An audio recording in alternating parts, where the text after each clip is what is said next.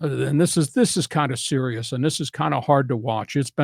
It's really been a bad week. You turn on your TV, and I'm a big CNN news fan, and I watch MSNBC a great deal. And you see the horrors of what's gone on in Israel and Palestine and Gaza, and the deaths and the brutality of Hacksaw.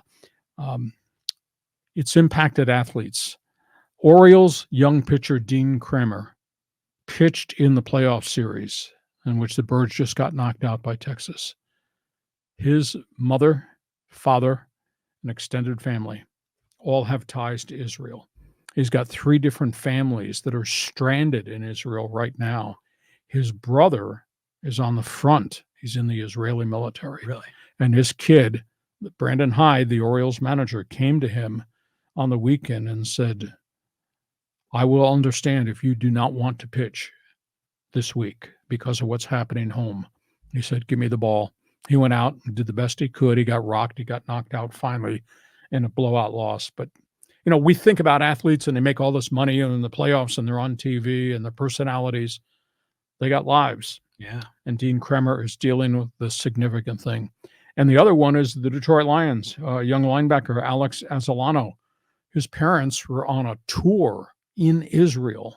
They got stranded. They could not make contact with them up until last night. He finally got a note, or I guess a text from a distant family member that his mother and father finally got out of the country and were on a flight today, I believe, back home to the United States. They were on a religious tour with priests to different areas to study Judaism abroad. So we think about athletes and all the things that are going on with games and how we enjoy them, but they're human beings and they got issues too. Yeah. I mean, they have struggles. We've talked about those that are going through mental illness crises, or they have addiction issues.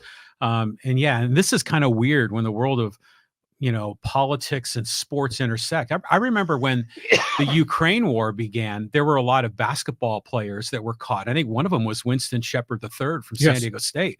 So these kinds of things happen. And you're right. We think of these athletes, they're either on the field or on the court performing, or they're, at some celebrity bar and TMZ is there, or they're in their palatial estate.